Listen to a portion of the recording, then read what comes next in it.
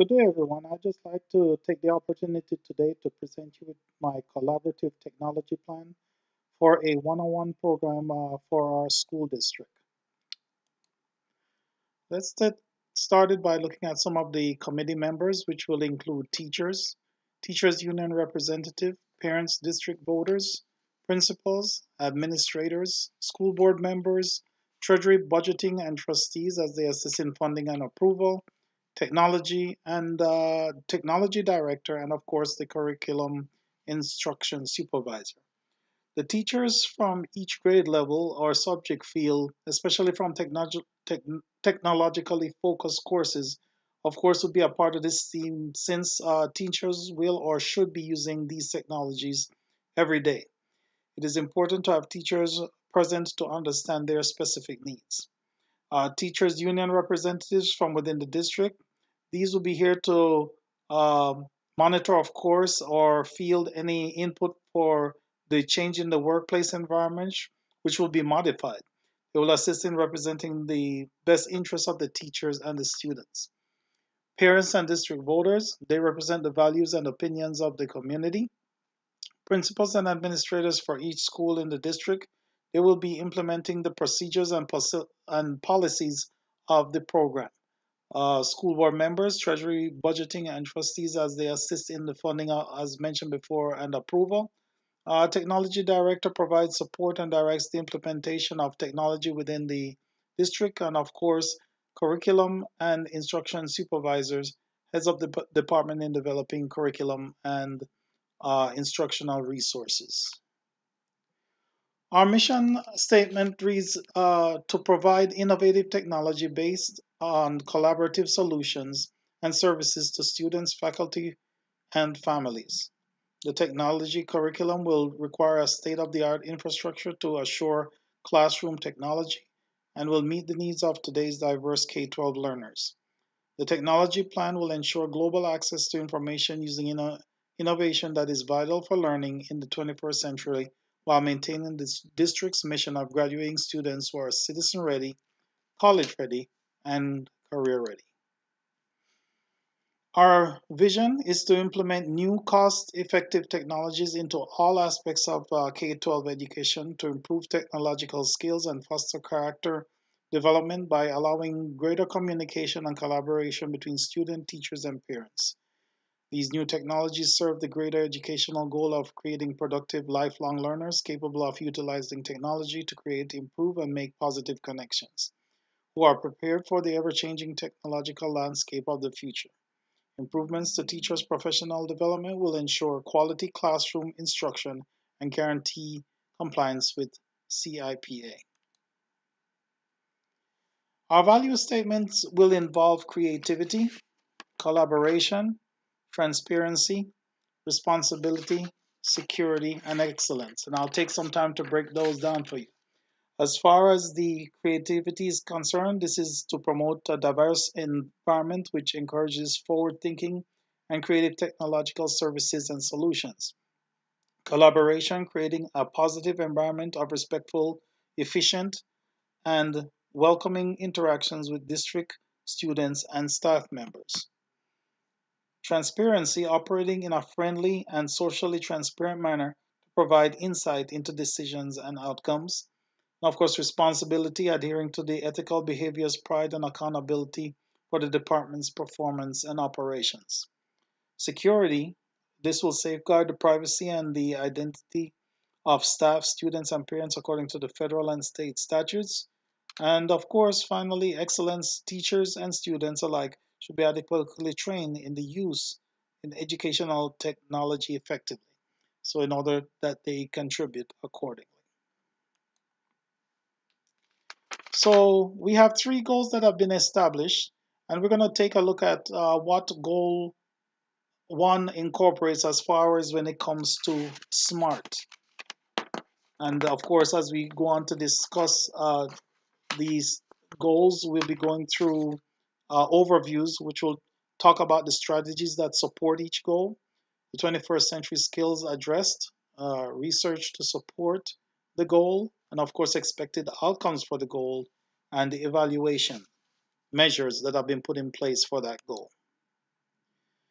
Goal 1 relates to the infrastructure and learning spaces, including the need for enhanced broadband Wi-Fi. So that is what our goal is for now for Goal 1. This is to develop technology assessment plan. These are some of the strategies that have been put in place to, of course, have a cost analysis comparison, uh, pretty much bring us up to date at an high-speed wireless connectivity, and examine the pretty much the practicality of computer labs. The 21st century learning skills of Goal 1 begins with educational technology supported by a strong network infrastructure, as this is needed in order to facilitate the new devices that are on the market today. 21st century learning focuses on communication and collaboration, and of course, sound technology plan facilitates communication and collaboration between students, educators, and administrators. Resources and strategies to support Goal 1 include assessment of the current technology currently existing in the schools, the Department of Education Office of Educational Technology and their support systems that go along with that, and of course the assessment of the computer labs to determine their feasibility.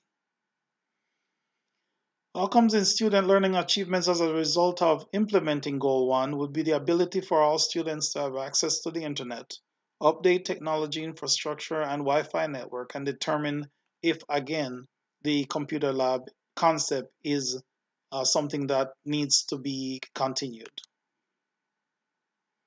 Evaluation measures as a result of implementing Goal 1 would be to establish a technology infrastructure and network committee, which would, of course, oversee and make sure that the technology infrastructure is pretty much online and is up to date and can facilitate what takes place with the new devices that are to be incorporated. School district administrator, which of course this is the technology administrator for the entire school district, and he's responsible for the key systems. The district systems engineer, which would be responsible for design and implementation of technology and networking infrastructure plan. The systems integration support personnel, outside third-party technology provider or vendor with experience in integrating technology and networking. And of course, let's not forget our school principals, who are the task force comprised of each school principal that will meet once, at least a month, with the above parties to receive updates and provide input. The task force then will disseminate information to vice principals and, of course, the faculty. So, what is goal number 2? That is what we're going to be looking at next. And again, just a brief overview of the strategies that support this goal. 21st century skills addressed, research to support, devices under consideration as a result of goal 2, and expected outcomes and evaluation measures. Of course, a SMART goal two is of course to improve student achievement by providing each student with a mobile device, equitable technology with the surrounding school districts when it comes to, of course, the one-on-one initiatives, that is, of course, to bring the school up to par with all the surrounding schools, to train teachers in the selected mobile device and its associated technology, establish communication and connect with other learning communities inclusive of students, fellow educators, professional experts, and parents. Of course, to satisfy the SMART criteria, these goals are attainable, relevant, and timely. Measure academic achievements and improvements before and after the implementation of the initiative to ensure that it's, in fact, doing what we wanted it to do once it's implemented. The strategies that we're going to use to support Goal 2 would be collaboration and communication with experienced educators in technology. In other words, getting with those educators who have been successful in the field of using the one-on-one program. Join organizations such as the International Society of Technology in Education, the ISTE, and the Association of Educational Communication Technology, AECT, which supports education and technology. This would be also pretty much wise through the collaboration and communication with experienced educators that one should establish a Twitter account or establish a blog platform to form professional learning networks or PLN, at least within the first 2 weeks or 14 days of being hired. I think that would give you the educators enough time to get settled with that. Okay, 21st century learning skills that would be incorporated as a result of Goal 2 to set student goals and learning outcomes, making student lessons according to SMART, which pretty much we mentioned before, which is more specific, measurable, attainable, relevant, and timely. Utilizing the right tool or device for the job for the students, fostering collaboration, and of course, forming groups or teams, which is a part of the collaboration process, and communicate by using selected devices and their associated programs, not only in the classroom, but among faculty themselves. Research support for Goal 2. Of course, digital learners should communicate in the 21st century with the right tool or device, as mentioned before, having the ability of technology and infrastructure in place to support these devices. And these devices should be mobile and include, but are not limited to, Chromebooks, laptop computers, and tablets, which was what the team pretty much looked at as far as a device to be used in the initiative to establish that one-on-one program. Educators should choose these devices or associated technology which will enhance their students' ability to learn the material being presented in the distance or traditional classroom. Admin- Administrators and faculty should become familiar with the device and technology associated with it in order to make the correct application and choice for their students. So these are the research support initiatives that pretty much are going to be put in place and the devices that we have in mind in order to put into the classrooms. Of course, the devices that were under consideration were the Chromebooks, the laptops, and of course tablets, because these seem to be the most popular of three that are used in many schools that do have the one-on-one initiatives. The advantages that we found for Chromebooks was that they were affordable, mobile, lightweight, they had a long battery life, fast boot up times, and of course, browser simplicity. The disadvantages were that the programs games currently have to work with Chrome operating systems, and of course, they don't have much storage space as far as internal storage space. So that was one of the disadvantages of the Chromebooks. As far as laptops were concerned, the advantages noted were faster processing speeds, advanced software, more flexibility than Chromebooks, of course, and the disadvantages, they were pretty much more expensive as compared to the Chromebooks and tablets, so they're more expensive than the other two mobile devices. Tablets, according to Sherber, when he stated his advantages and disadvantages, the advantages were listed as being affordable. It has a long battery life. They were portable. Operating speed were very good. Performance was good, and of course, very lightweight and affordable. The disadvantages included the touchscreen, which needed to be constantly cleaned with a special microcloth, not just any cloth, but a special microcloth in order to maintain the cleanness of the screen as a result of probably touching uh, constantly by the kids. Of course, after looking at all these different devices, or all three of these devices, the team decided upon the Chromebooks as the device or tool of choice.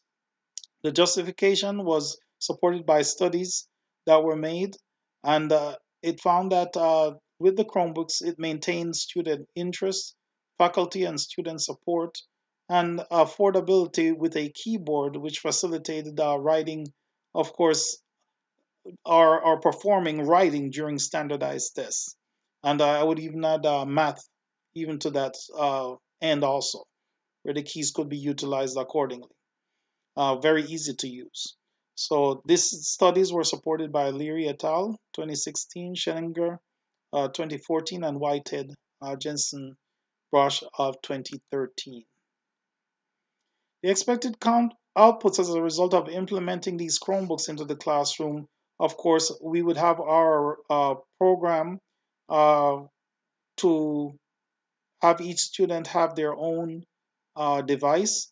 And of course, the program should and will improve student achievement. It should also maintain student interest in the subject matter being presented by their teachers and give students the autonomy to accomplish their assignments at their own pace. It also gives students the ability to learn, think, reason, and solve complex problems, which will be a measure of their learning achievements. Evaluation measures, of course, will be conducted by independent outside team source not directly associated with the school. To alleviate any biases, teams should be made up of school administrators, technology coordinators, curriculum leaders. Evaluations will be conducted by educators from adjoining school districts who have proven success in the one-on-one program, and teachers are representing the school being evaluated who can provide input and feedback as needed. This is supported by Grundmeyer and Peters, 2016, page 271. And this is just a side note that concluded that the study by stating that no technology today or in the foreseeable future can provide the attention, encouragement, inspiration, or correction for students that dedicated adults can. Thus, attempts to use technology as a stand in for capable instruction are bound to fail. Pretty much what he's saying is, I think that teachers should not get to the point of apathy where they depend upon the computer to teach the child. But they're also an important part of honing the skills of those students and getting them to appreciate the device and for you to use it for their achievements. So one should not just kind of give the computers to the students and then walk away. Pretty much, that the teacher will always be important in such cases. Of course, now we come to goal three, and we're going to look and find out what that's all about in the process of, of this collaboration and the strategies to support this goal, century skills addressed, research to support it, expected outcomes, and of course, the evaluation measures. Goal three, of course, is to establish, redesign existing courses to encourage the collaboration. So the courses of themselves would have to be changed. Update the technology at each grade level. So we're not talking just to K-12, we're talking all inclusive grades in between, and ensure that the teachers pretty much are trained to use the new technology or any little things that may have been missed in the process of incorporating this tool or device, that they are given the opportunity to go to different conferences and so forth if necessary to ensure that they are trained accordingly.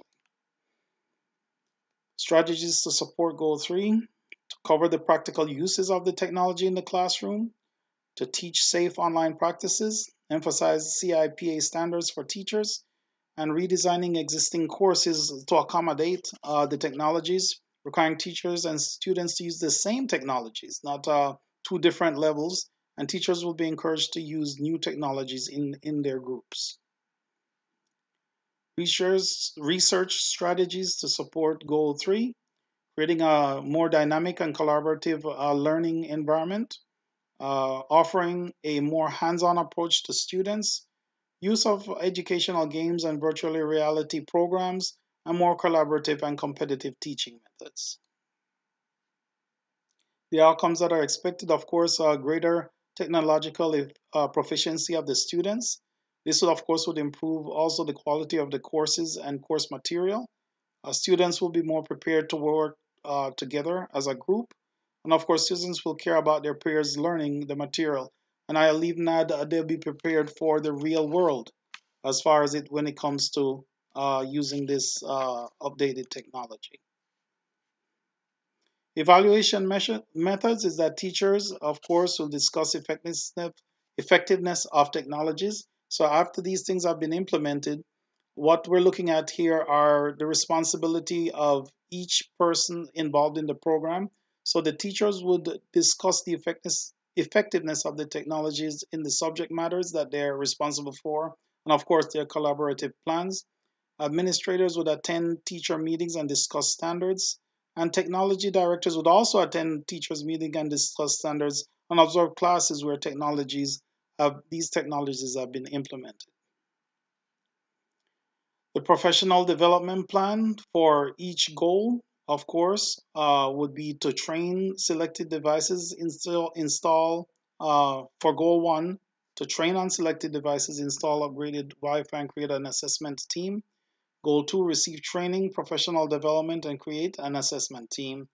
And the goal three, of course, training for district team and department heads and staff. The timeline for implementing such a program or undertaking is a 5-year timeline. And of course, if you look as far as the budget estimates are concerned, it's very extensive. We tried to break it down for those of you who would like to know where the money is going. But to keep it simple, on the next slide, we spelled out pretty much what it would cost for each goal. As you can see, goal one costs $527,149. 1,832,229 for goal two, and of course 559,500 for goal three, for a total cost of $2,918,878. As a result of implementing these technologies, it's important that we're aware of the protection plans that are to be in place in order to protect our children. And these plans include the Children's Internet Protection Act, the Federal Commission E-rate plan, and of course the Children's Online Privacy Protection. For those of us who are not familiar with the CIPA and what it is, it's designed to protect students from inappropriate material on the web. Guidelines to put forward by CIPA includes an internet filter to block access to obscene material or other content which may be deemed inappropriate for minors, as well as systems put in place to monitor online activities of students. Additionally, districts are required to develop internet safety policies which address unlawful activity, protection of personal information regarding matters, and educating students regarding appropriate online behaviors. Of course, then we start talking about the E-rate, which is, of course, established by the Federal Communications Commission, and this assists school districts in obtaining access to telecommunications internet information services through discount vendors programs. Depending on the district's socioeconomic status, discounts can change from 20 to 90%. For schools and libraries to qualify for E-rate, they must first meet all requirements for, of course, the CIPA. And of course, finally, the Children's Online Privacy Protection Act include a brief description of how this may impact the school district. Children's Online Privacy Protection Act is a federal statute which requires commercial websites, mobile apps, and internet services which cater to children to request parental consent for the collection or use of personal information for any person under the age of 13. So it protects younger students for access to their information. Of course, there's a lot of gray areas that are being worked out as far as relationship to school districts and the impact in those areas. While schools can act in lieu of parents can still review their students' retained information. So the school at times can act like the student's parents or guardian, but of course it depends on, of course, the temperament of the parents, as you can imagine, where that can be resolved. So local policies would have to be established. Acceptable, of course, responsible policies include overall acceptable use policies, which are pretty much established for Web 2 tools, including social media, which are used to increase teacher student learning and community engagement and operational efficiency of the district. As far as the established acceptable use policy for students, these are spelled out in your handout, and you can see what the students would have to be responsible for as far as their accounts and password and how they treat others, pretty much how they conduct themselves on the district network, the security of the network, and of course respecting others' property online, and following district and school policies that have been established. So one thing that was made clear to our group is that we realize that there's a big range of grade levels. So one would have to take the time to explain to the younger students, if they use these technologies, break down the terminologies, that they understand what it means to be a responsible user or citizen when it comes to uh, digital citizenry. So that would have to be left up to the teachers to explain that to their students in their classrooms. Of course, these are some references that I'm just going to go through real quick where we got a lot of our sources from. There are approximately 4 pages for our sources. And if there are any questions that have surfaced as a result of this briefing, you can go ahead and bring them up at this time. I'm sure that many of you have questions concerning the budgets and how that's broken down and the timeline that exists as a result. So this is a time that if there are any questions, I'm ready to field those questions at this time. And if not, thank you for coming out and thank you for giving me the opportunity to present this information to you.